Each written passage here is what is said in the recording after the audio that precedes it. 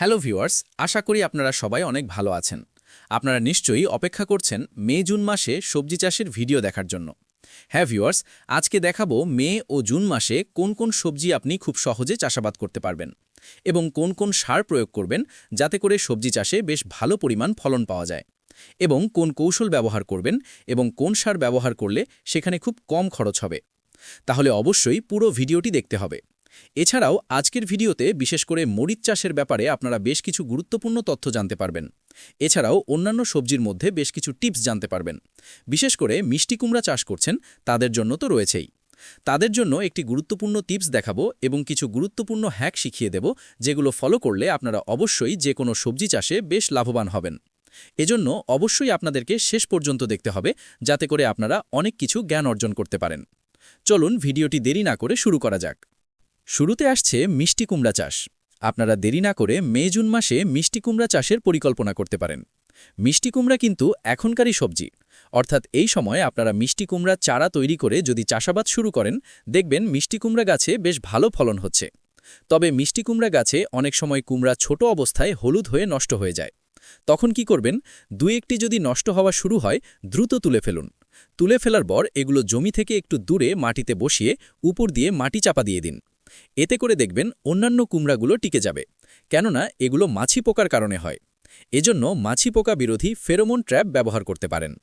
এবার রয়েছে মরিচ চাষ। আপনারা এই সময়ে অর্থাৎ মে-জুন মাসের দিকে মরিচ চাষ শুরু করে দিতে পারেন। মরিচ চাষ যদিও সারা বছরই হয়ে থাকে, তবে মে-জুন মাসে জমি ফেলে না রেখে চাষাবাদ করতে পারেন। তবে মরিচ চাষের ক্ষেত্রে অবশ্যই ভালো জাতের মরিচ চাষাবাদ করার চেষ্টা করবেন। দ্রুত ফলন পেতে এবং ভালো কোয়ালিটির মরিচ পেতে ভালো জাতের গুরুত্ব অনেক। এবার রয়েছে শশা চাষ। আপনারা চাইলে মে-জুন মাসে ভালো জাতের শশা চাষাবাদ করতে পারেন, বিশেষ করে হাইব্রিড জাত। হাইব্রিড জাতের শশায় প্রচুর ফলন হয়। আপনারা চাইলে জৈব পদ্ধতি ব্যবহার করতে পারেন এবং অবশ্যই চেষ্টা করবেন জৈব সার দিয়ে চাষাবাদ করার জন্য। এতে অর্গানিক হবে এবং খরচও কম হবে এবং প্রচুর পরিমাণে শশা পাওয়া যাবে। এছাড়াও আপনারা চাইলে এই মৌসুমে কচু চাষ শুরু করতে পারেন। যেখানে পানি জবে বা জলাবদ্ধ থাকে সেখানে কচু চাষ ভালো হয়। তবে লতি কচু চাষ বেশ লাভজনক। এতে প্রতি সপ্তাহে লতি তুলে বিক্রি করা যায়। কম সার ও কীটনাশক লাগে, তাই সহজেই চাষ করা যায়। শুধু ইউরিয়া ও টিএসপি সার দিলেই হয়, বেশি পরিচর্যার দরকার হয় না। নিচু জমিতে মে-জুন মাসে লতিরাজ কচু চাষ করতে পারেন। এছাড়াও এই মাসে চাল কুমড়া চাষের পরিকল্পনা করতে পারেন। চাল কুমড়া চাষ বেশ লাভজনক। অনেক কৃষক ইতিমধ্যে শুরু করেছেন। যারা শুরু করেননি তারা অবশ্যই শুরু করুন। জানালা পদ্ধতি ব্যবহার করতে পারেন এবং হাইব্রিড জাত ব্যবহার করলে প্রচুর ফলন পাবেন। নিয়মিত সার ও কীটনাশক দিলে পোকামাকড় কম হবে, আর পোকামাকড় কম মানেই ফলন বেশি। এছাড়াও এই মৌসুমে করলা চাষ করতে পারেন। ভালো জাতের করলার বীজ সংগ্রহ করে বুনে দিন। উঁচু জমিতে করলা ভালো হয়। জানালা পদ্ধতিতে চাষ করলে ভালো ফলন পাবেন এবং পোকামাকড়ও কম হবে। এবার রয়েছে লাউ চাষ। লাউ সারা বছরই চাষ করা যায়। উঁচু জমিতে হাইব্রিড জাতের লাউ চাষ করতে পারেন। লাউ গাছে কিছু পরিমাণ থিওভিট স্প্রে করতে পারেন। এছাড়া লাউ গাছে 10-12টি পাতা হলে বা মাচায় উঠলে ডগা কেটে দিন। এতে বেশি স্ত্রীফুল আসবে। গাছের গোড়ার অতিরিক্ত পাতা ছেটে দিলে আলো বাতাস ভালো পাবে এবং নতুন কুড়ি বের হবে, ফলে ফলন বাড়বে। এছাড়াও ঢ্যাঁড়স চাষ করতে পারেন। মে-জুন মাসে ভালো বীজ সংগ্রহ করে নির্দিষ্ট দূরত্বে বুনে দিন। মাটি দিয়ে ঢেকে দিন। কিছুদিন পর চারা বের হবে। নিয়মিত সার, সেচ ও কীটনাশক দিলে ভালো ফলন পাবেন। এবার রয়েছে পটল চাষ। মে-জুন মাসে উঁচু জমিতে পটল চাষ শুরু করতে পারেন।